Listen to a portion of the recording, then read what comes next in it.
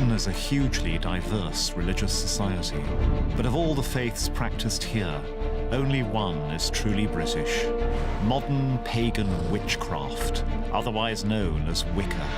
Wicca is one of the fastest growing religions in the world. Its followers call themselves witches, worship a goddess of nature, and believe in the power to cast spells. Witches are among us. There's no doubt about it.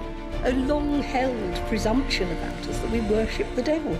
Oh, no, we don't. But the most extraordinary thing about Wicca is the story of how it was born.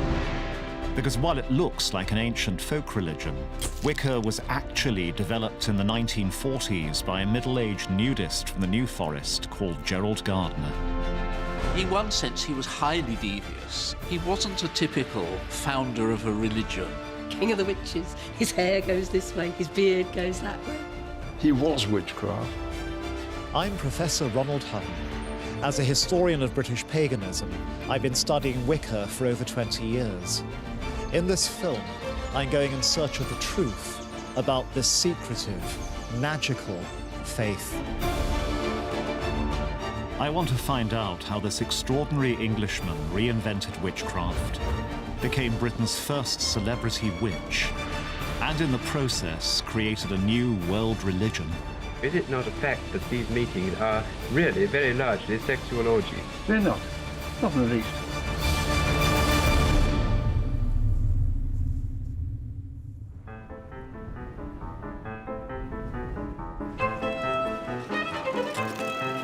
You might not realize it, but in modern Britain, you are never far from a witch.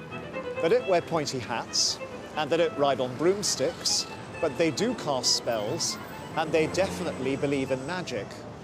And unless we're talking about Harry Potter, a lot of people find that problematic.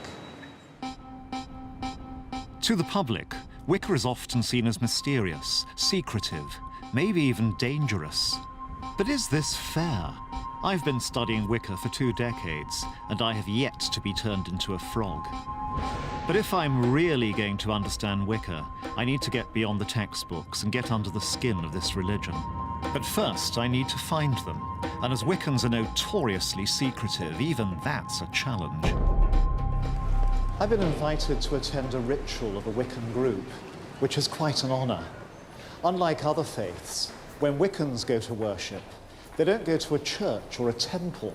They go somewhere altogether different.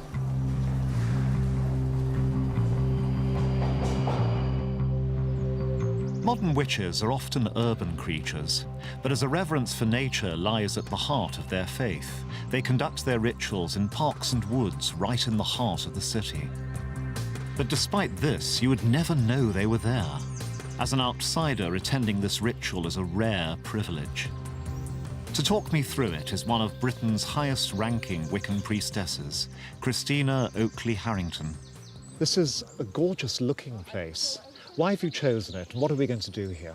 Well, we're in Queenswood, which has been used by pagans for ceremonies for decades and decades. And what we're here to do is to have a Wiccan-based ceremony to remember what's sacred about us and about our connection and our connection with the land and the place that we live.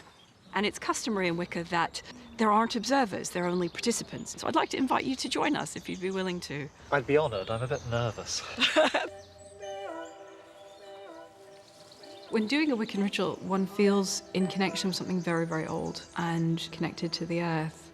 And those things that we find deeply moving and beautiful, the moon, the sunsets, those parts of nature that we don't understand that give us a sense of mystery and awe. May this place be blessed and sanctified. We make a Wiccan ceremony by casting a circle, and that's done with a wand. What it's like to cast a circle is to make a space that is completely within nature in order that we can leave aside those things that we have to deal with every day. But this is a place of rest. So mote it be. So mote it be. There's a part of the ceremony in which we consecrate one another. And in that moment, we're doing the balancing act, which is remembering the divinity that dwells within. So when we consecrate each other with the salt and the water, we're remembering, you're a human being in front of me, but you too are divine. Blessed be. When doing a Wiccan ritual, one feels in connection with something very, very old and very beautiful and very connected to the earth. And all the tension of all the duties and all the things that we have to carry, I just feel it just draining away. Blessed be. Blessed be.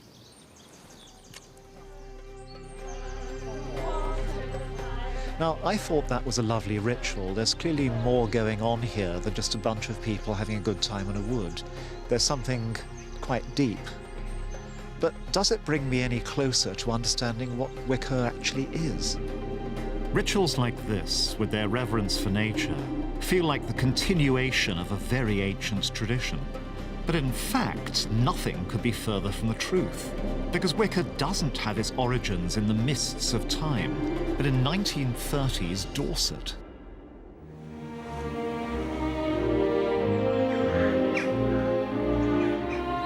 In 1938, a 52-year-old ex-colonial gent called Gerald Gardner retired with his wife to the south coast of England. This is Highcliffe, an archetypal conservative English community with its village church, Rotary Club and Tory MP. But hidden just beneath the surface 75 years ago was something a lot stranger. And Gerald wasn't long in finding it. For one thing, Highcliffe was a hot spot for naturists. And despite his eminently respectable appearance, Gerald liked nothing more than taking his clothes off. Well, Gardner moved to this area in 1938, and this is the house that he bought. Wow. And this is where Gerald and his naturist friends would have enjoyed the sunshine. It's almost the perfect private nudist paradise. It it's is. Large, it's sunny, it's open, yet it's well hidden. Gerald had found the perfect retirement spot, and he wasn't alone. Bankers, accountants, teachers, and a host of tea and scones types seemed to be keen on retiring disgracefully. We've got extraordinary evidence of this from a rather jokey piece which appeared in the Christchurch Times in 1939. The instant success with the neighbours of the Elphinstone Road nudist colony has been marked. One old gentleman who has rented a second floor back says his outlook on life generally has entirely changed in the last few weeks. He has now no use for his car or fishing tackle and wishes to exchange them for anything useful such as telescopes, binoculars or camera. And also Gardner had a darkroom built, and I think he was going to develop and print his own photographs, but it may be that they were of a naturist nature, that it's not the sort of thing you want to take along to your local chemist, because even more rumours would have spread then. He would stand out when he arrived because he would look so different. He had this shock of white hair, and also what I remember was that he had tattoos on his arm. And I know of boys that they would cross the road because he was a bit odd looking. So even with his clothes on, Gerald seemed different. It was rumoured that his racy photo sessions went along with affairs and a taste for flagellation. But Gerald wasn't satisfied. He was seeking something stranger, and in 1939 he found it.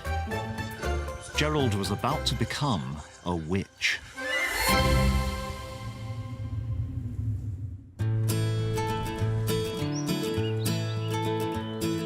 This old house in Hampshire has a remarkable claim to fame, for it was here on a night in 1939 that a middle-aged man called Gerald Gardner was apparently initiated into witchcraft.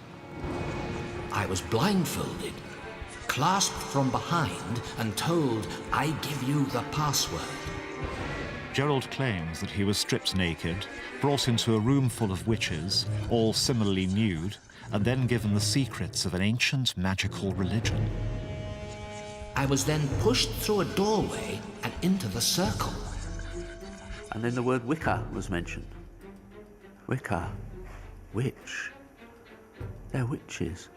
Witches still exist. From that night until his death, nearly 30 years later, Gerald Gardner devoted his life to witchcraft. He appeared in the papers and on TV. He wrote books, and, crucially, he initiated others into Wicca so it would not die with him. The question is, what kind of man in 1930s England decides to become a witch? For clues about Gerald's journey to becoming Britain's most famous witch, we need to delve into his earlier life. Gerald Gardner came from a family that had made a fortune in the timber trade. He grew up in Lancashire, but at the age of 6, he was packed off abroad with his nanny because of ill health, and he never went to school. Gerald Gardner was essentially an unwanted child, I think, really, because he was asthmatic and bronchitic and he was sent out to the Far East for his health.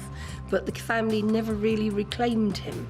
Gerald was more or less sort of left on his own to learn, and he did.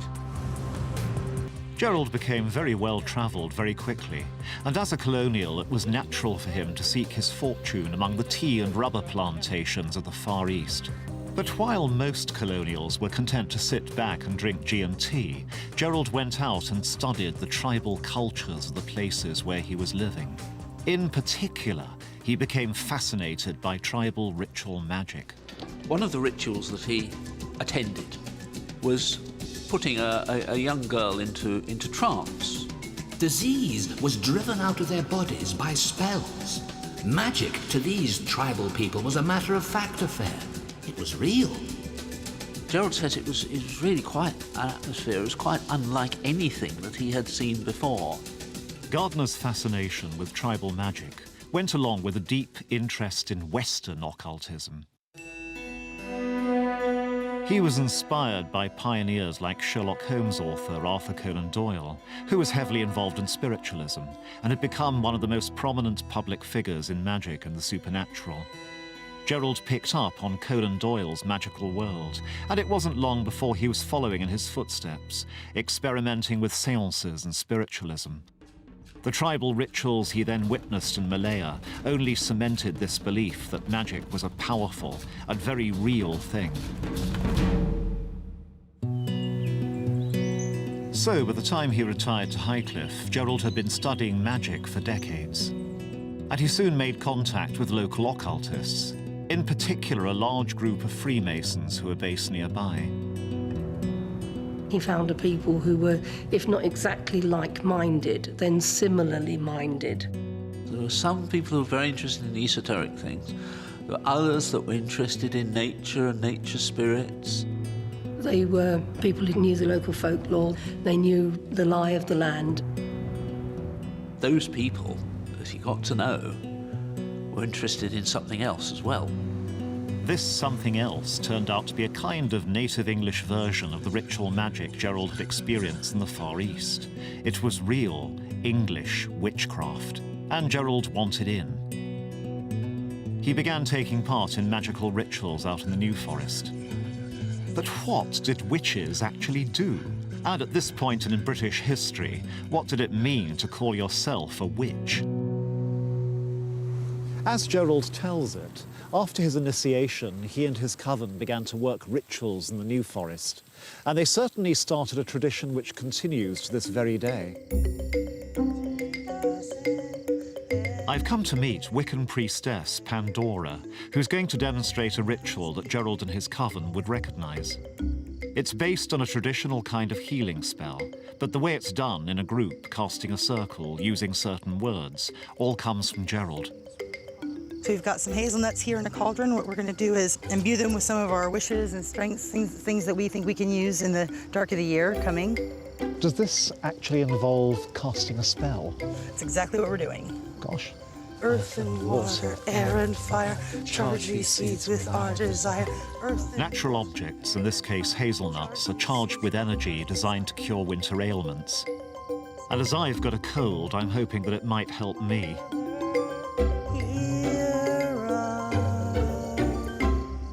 Pandora, I think I know what was going on there. It felt as if we were charging these material objects with our own spiritual energy, with the support of other spiritual entities which you'd invited to our circle. Is that kind of right, or is there more to it than that?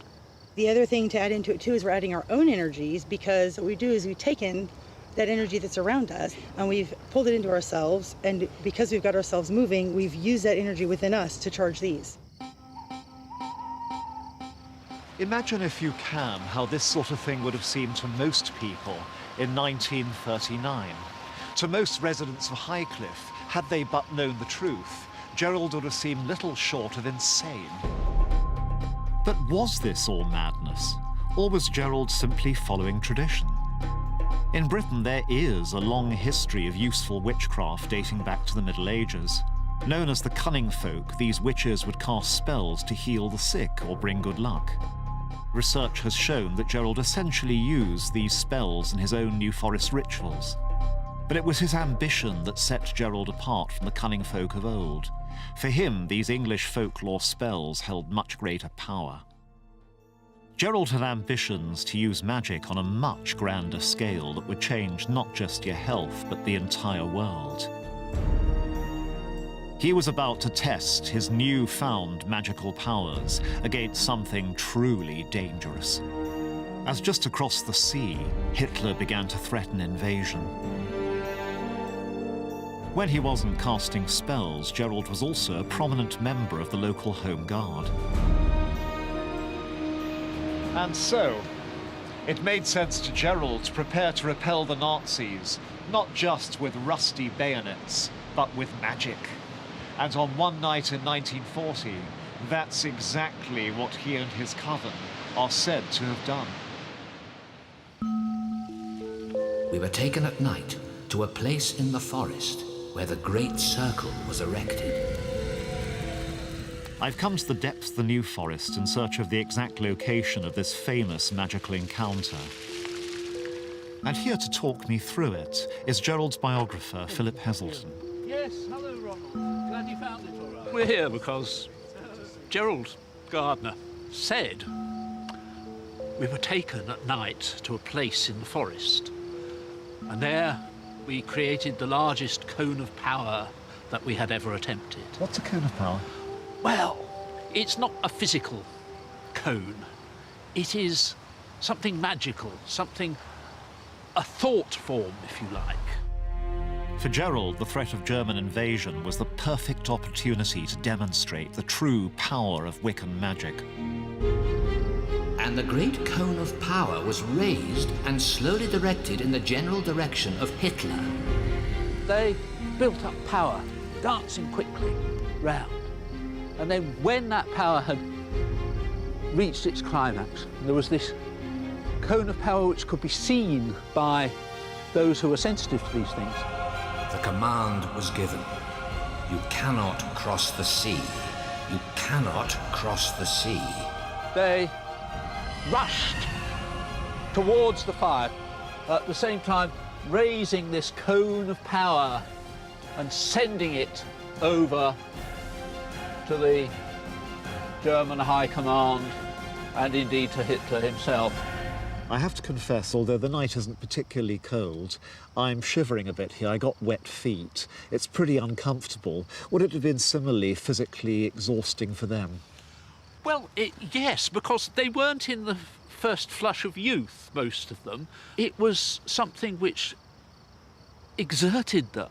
It exerted them greatly. And Gardner says several of them died shortly after that ritual. You cannot cross the sea. You cannot come. You cannot come. This was, if you like, the life force of the individuals coming out. This was important to them. And they were prepared to sacrifice themselves, if necessary, in order to achieve this objective.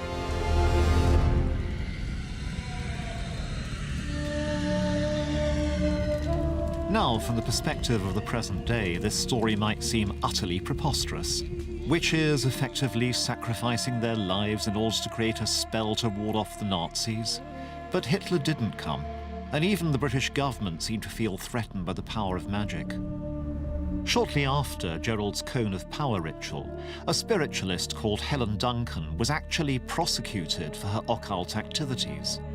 Duncan had rattled twitchy naval officers and attracted the attention of the authorities in 1944, when she held séances in Portsmouth and began answering questions about people's relatives who'd been killed in action. She had been too good at her prophecies and had alarmed the security forces. And in fact, she was imprisoned for a while. But Gerald's passion for the occult was unwavering, and crucially, he wasn't alone. He was drawing closer to the most notorious magician in the entire world, Aleister Crowley, known as the Great Beast. Crowley was an infamous magician whose alleged black magic had earned him the title wickedest man in the world. Never far from controversy, Crowley could have a distinct dark take on the occult. I simply went over to Satan's side. I found myself as passionately eager to serve my new master as I had been to serve the old. Gerald knew Crowley's work and actually appropriated many of his magical writings in his early Wiccan rituals. But Gerald and Aleister were very different men. Where Crowley's brand of magic could be dark, Gardner was interested in the positive side of the occult.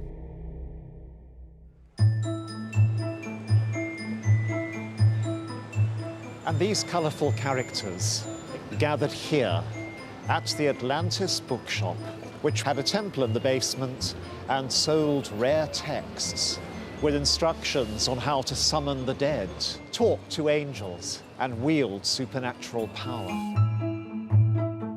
It became a safe haven for like-minded people to come, meet, and discuss things without prejudice, and it gave them the protective colouring that at the time they needed. What sort of things happened at this shop, and why do they matter to history? They matter because there were so few places that people who've been interested in this sort of thing could meet their fellows, where you could talk as equals, whether you were a witch or you were a high ceremonial magician or an astrologer or a numerologist, you have always been treated as equals here. What do you think of Gerald Gardner? My father used to come home and say, he was in again today, kids, king of the witches. His hair goes this way, his beard goes that way. And he had style, he had presence, and he had a great cracking wit as well. Crowley was nearing the end of his life, and he wanted Gardner as heir to his secret occult society.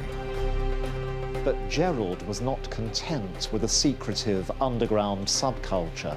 He wanted to take Wicca to the masses. So that's exactly what he was about to do, with a bang. Is it not a fact that these meetings are really very largely sexual orgies? They're not in the least. Dr. Gerald Rosso Gardner is a qualified scientist.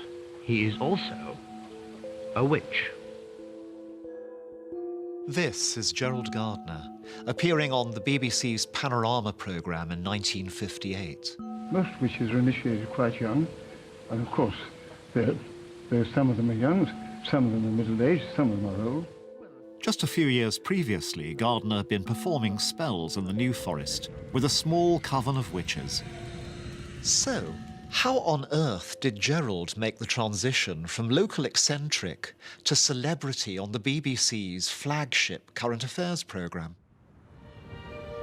Gerald had come back to London in the mid-1940s full of enthusiasm about Wicca, but he had to be careful. It might be okay to discuss this stuff in the safety of the Atlantis bookshop, but the Witchcraft Act was still in force. In those days, to proclaim yourself a public witch was illegal, and to be involved in the occult made you a social pariah. In the 1940s, the core beliefs of Wicca were so radical, it was a very risky religion indeed. Britain was still a very orthodox society, and anything other than Christianity was treated with suspicion. But Gerald was desperate to spread the Wiccan word, and so in 1949 he found a compromise. He adopted a pseudonym and he published a novel, and this is it, High Magic's Aid. Although it had to be disguised as a work of fiction, it is actually the first published account of Wiccan magic. This passage, one of many, describes how to conduct a classic Wiccan ritual. Upon the altar lay the remaining pentacle. Also cords, black cloth, and other things which he would want for the operation. Taking this pentacle, he bound it with a cord and shrouded it with a cloth. It could be seen just as a story, but for those in the know, you know, it was quite revealing. It included quite a lot of witchcraft rituals that are fairly familiar today. In some ways, it's a terrible novel. It's too many yees and prithys and forsooths and thous. But in essence, it's witchcraft writ large there. High Magic's Aid wasn't exactly a bestseller, but it did sow the first seeds of Wicca out in the wider world. Then in 1951, after a campaign by a group of spiritualist MPs supported by Winston Churchill, who himself had become interested in the occult, the Witchcraft Act was finally repealed. Gerald was now free to out himself as a witch and to tell the world all about Wicca, which was by now developing into a fully fledged religious system. Since his New Forest initiation, Gerald had become something of a magpie, building his new religion from many sources. He borrowed heavily from both English folklore witchcraft and modern shamanic magic for his spells and rituals, whilst the iconic symbols that would become synonymous with Wicca, most notably the pentagram, were in fact ancient symbols that had been adopted by the Freemasons. This blend of influences found expression in Gerald's collection of magical objects. But to see some of these, you have to go to a rather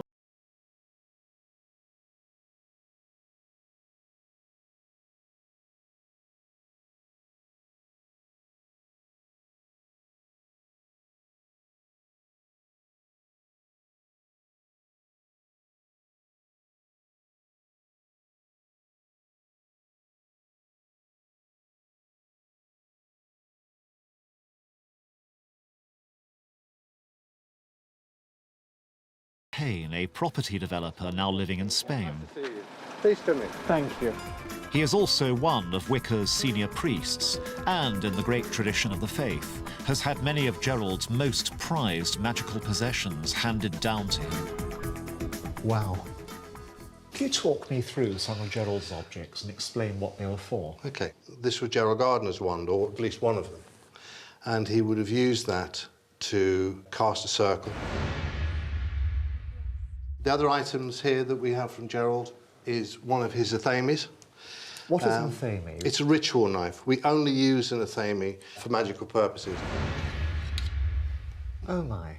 Obviously, it's phallic, so it would be used for some sort of recreational purpose, I think. Other items of Gerald's are these two crowns. The priestess would wear this one, of the representing the triple aspects of the moon, and this would be what he would have worn, which was representative of the horn god. So they're representing goddess and god in the circle? Goddess and god, absolutely right. Ron, I actually think that that's your size. Would you like to try it on? If you would like me to do so, yes, by all means. Absolutely. Okay. It's remarkably comfortable. Gerald was a practical sort of chap. But the real prize is much too valuable to be kept in John's basement. Worth more than $1 million, it's locked away in a much more secure location. Now I'm being granted a remarkable privilege. I'm about to see a Wiccan Holy Grail. Here, in a secure vault in this bank, is one of the most significant and valuable religious documents of the 20th century. This is the foundation text, the closest thing to a Bible, of modern pagan witchcraft. And never reveal the secrets of the art. It's called the Book of Shadows. It's Gerald's own magical workbook, his experimental notes for what Wicca would become. Here Gerald wrote down the original rituals and spells that Wiccans have been using ever since. It's a manual, And like Wicca itself, it remained a work in progress rather than a fixed set of doctrines. So, Ronald, this is it. This is Gerald Gardner's first and original Book of Shadows. First of all, it's probably the most famous book that there is in the craft. And as far as that is concerned, my take on this book is I think it's as important as owning the original Bible, because it's full of just everything that Gardner learned at that stage from a whole load of different sources. First, draw a circle with athame and sprinkle with exorcised water. Light candles. And this is the important part, is this is a book of experiences. This is a book about things that have gone right and some things that have gone wrong. This is wonderful. It's certainly the oldest Wiccan book surviving in Europe. It is a strange mixture, which I think is classic of Gerald. It's a mixture of a book of actual ritual to be used in the temple and read from. It's also a kind of notebook with odds and ends taken from all sorts of sources. I call upon the goddess to enlighten the hearts of all whom I call into this circle. Looking at this gives me two further insights into old Gerald.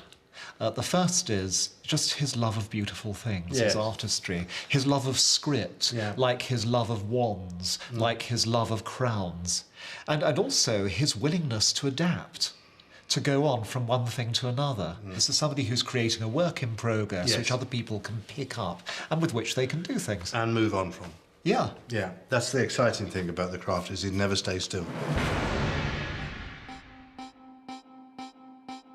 In the Book of Shadows, Gerald had written not just a guidebook to the spells and rituals of Wicca, he'd produced a manifesto for a new religion. Wicca had truly been born, and now he was desperate to take it to the masses. Gerald was now a man in a hurry, desperate to ensure that Wicca didn't die with him. He'd devote the next 10 years to spreading word of it throughout the land, whatever the consequences. In 1954, Gerald published his essential guide to Wicca, Witchcraft Today. He also opened Britain's first museum of witchcraft on the Isle of Man, and he started to be featured in newspapers looking for a sensational story. Today, the People prints a report that discloses the existence of a repulsive pagan saint priestess go wild. It was after a series of muckraking tabloid features accusing Gerald of practicing black magic and devil worship that he really got his big break. Gerald was invited to defend himself on Panorama. This would become a definitive TV moment watched by millions that gave the British public their first sight of a real live witch. Is it true that the dancing takes place as a rule naked? Yes. Now, why is that? It's the tradition. It's the order of the goddess. Who, you shall always be naked, if my right. And of course, to work magic, you must be naked. Gerald couldn't have hoped for a bigger audience, and even in the face of some provocative questioning, he kept his dignity. Just. I want to put this to you very frankly. I've been reading your book, and I'm tempted to ask you, is it not a fact that these meetings are really very largely sexual orgies? They're not. Not in the least. Gerald might have faced derision from the BBC, but 12 million people had just heard about Wicca for the first time. And what then happens when the circle is drawn? Well, then, of course, they generally are starting with the dance. Then there's the worship of the gods. Then, of course, it depends what they want to do. If they want to work magic, they work magic. I think Gerald felt he was on nothing less than a sacred mission, and now he had found his audience. What he was about was getting this thing planted in as many places as he could possibly bloody well plant it, because he reckoned it was great stuff, and he wanted it to survive. He's the one who put it out there and said, no, people should know about this. This is amazing. Well, thank you very much. Broomsticks, I think, are all waiting. And through all this, Gerald got his wish. He had become Britain's first modern celebrity witch. It's like turning the crank handle of an old car, you know. Nothing happens then, and then suddenly it sparks into life, you know. That's what happened. As Gardner's fame grew, so too did his following. People were writing to him in their hundreds, wanting to become witches. One of his converts who joined him on Panorama was Lois Bourne. Janet, how old are you? I'm 29. And are you a hereditary witch? Well, I do have witch ancestry, but it's only within the last few years that I have been practicing witchcraft.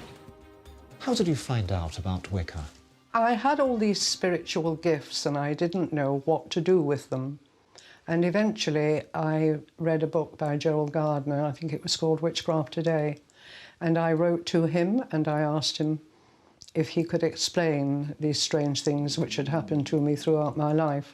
And he said, well, it's very clear to me, my dear, that you are a witch. What makes people take up witchcraft? Well, it seems to me that we live in a highly mechanized age in which many people have lost their sense of belonging. Witchcraft brings them back to living in harmony with the rhythm and the seasons of the earth, and thereby helps... Why did Gerald value publicity so much? I think he was driven by something outside himself. I think this was his purpose in life. Well, I am convinced that we all come to Earth with a purpose, that there is something that we have to do. And I think that this is what Gerald's purpose was. And it wasn't just women who were drawn to Wicca. Several young men joined Gerald's original coven. One of them was Zachary Cox. His eyes were bright blue and incredibly glittery eyes. He didn't look mad in any destructive sense, but he looked kind of nicely mad, if you know what I mean. These were the eyes of someone who had only one foot in the world of the commonplace. I don't know how a guy gets into that state, I'm sure, but he'd got into it somehow. He was witchcraft, if you like. But the really weird thing is it worked.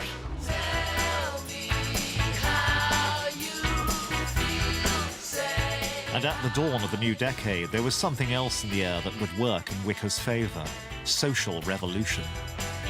As the 60s began to swing, Wicca's emphasis on gender equality, nature worship, and sacred sexuality made a perfect fit for the historical moment. It was almost as if Gerald had predicted how the world was about to change. He was a conduit for something that it was the right time for that to happen. By the time that Gerald died in 1964, Wicca was on its way to becoming a global faith. And in America, where the counterculture was really rocking society to its core, Gerald's radical new religion exploded into a phenomenon. Throughout the 70s and 80s, Wicca continued its march into the mainstream, helped in no small part by hugely successful cult movies like The Wicker Man, which provided a tantalizing, if inaccurate, glimpse of the pagan faith to cinema goers throughout the world. But as Wicca expanded across the globe, without its eccentric leader, would this very British religion flourish or perish? In Britain today, Gerald Gardner's radical religion, his feminist, eco-friendly, magical faith, has taken its place at the heart of our culture. Where once witches were persecuted and driven underground, today they can be out and proud. 21st century Wicca is plainly a far cry from its roots in the New Forest. The forthcoming census results are expected to show it well up among the top 10 religions in the United Kingdom. And as the faith has grown, Wiccans have formed campaign groups. These organisations lobby the government about the ongoing recognition of Wicca and its followers' rights. One of the most prominent and active of these groups is to be found in the modern police service. I want to find out how Gerald's legacy is influencing policy and changing attitudes within some of our most respected professions. Andrew Pardey is spokesman for the Police Pagan Association. Border Officer Adam Perment represents pagans in the Home Office. The format we use, the way things are laid out, was brought to us by Gerald Gardner. And when we look at it, if I look at Wicca, it's probably the only religion that England has ever given to the world. Police officers may go in and they may see an altar set up and they may not know whether the possession of a ritual knife falls underneath defences in law or not. And it's simple things like that that just make the police a bit more reassured of how they're dealing with people but also allows that pagan community to know that they're going to be dealt with fairly, just as any other person would. And if Gerald's legacy is becoming influential in the UK, in America, his radical English faith has infiltrated the very heart of the establishment, the US military. Roberta Stewart and Reverend Selena Fox are on a mission. Stewart's husband, Sergeant Patrick Stewart, was killed in combat last September in Afghanistan. The Nevada native was a Bronze Star and Purple Heart recipient. He was also a member of the Wiccan religion, whose symbol is the pentacle. Stewart was refused a Wiccan memorial because the authorities viewed his faith as a cult and not as a true religion. I said, "Where's my husband's plaque?" And they indicated that the emblem of our chosen faith was not allowed to be on there. Since this test case in 2007, the Wiccan pentagram has been a religious symbol officially recognised by the US military and can be carved on the gravestones of service men and women who are killed in the line of duty. Back in the UK, Wicca's evolution shows no sign of slowing down. Indeed, it's almost certainly the fastest growing religion in the country. And what's interesting to me is that it's the younger generation that is leading the march. This is Croydon, South London. Not perhaps the most magical place on the planet. This weekend, Croydon is hosting the biggest gathering of witches in the world. I've come to Witchfest. When Gerald Gardner wanted to find witchcraft, he had to do so by getting into a secret coven. Today's would-be witches can do so at the click of a mouse. But do these young people know who Gerald Gardner was? To me, Gerald is a trailblazer and a revolutionary. He was so brave and courageous in embracing a religion that was so outside of the norm. He inspires me because he was so alive in his own lifetime and vibrant in that. I appreciate how he helped make it more public, and you know, we're all interested in it probably because like of his influence within the witchcraft world. Gardner's legacy clearly lives on amongst this new generation of witches. But have modern Wiccan beliefs stayed true to the original vision of its eccentric creator? What does paganism mean to you? To me, paganism is a spiritual path, and it involves reverence for nature. Wicca means to me finding my spirituality embodied in a religion that is incorporating a feminine divine. What would you call it? Is it a religion to you? Is it a spirituality? Is it a craft? All three. Yeah. Yeah. Wow. Yeah. It's a craft because we practice witchcraft, and it's a spirituality because it's independent to how we are as individuals and how we explore it within ourselves. Whether it's nature, feminism, or spirituality that inspires Gardner's young followers, Wicca is about the power of magic. Magic changed Gerald's life. It gave him a vision of a new type of religion, and it drove him to push back the boundaries of the possible. Magic does work. The fact the sun rises every morning and we're here to see it is magic. The fact that the moon glows big and bright and lights the way in the darkness is magic. And we have that, and we celebrate that, and we hold it very, very dear to our hearts. It's very difficult to define, but it's so powerful. A witch on their own can't do that much, but when they get together, they're so powerful. In the course of making this film, I've encountered many people who practice a religion called pagan witchcraft, which to them is clearly as beautiful, transcendental, and effective as other faiths are to their believers. And it was brought into the world by a classic English eccentric who managed to publicize a religion of lasting power. It's feminist, it's nature-centered, it seems to give people a great deal of choice. But the single most powerful idea I take away from Wicca is this. Whereas other faiths say, this is what you should feel about the divine, this one says, this is how you can feel divine.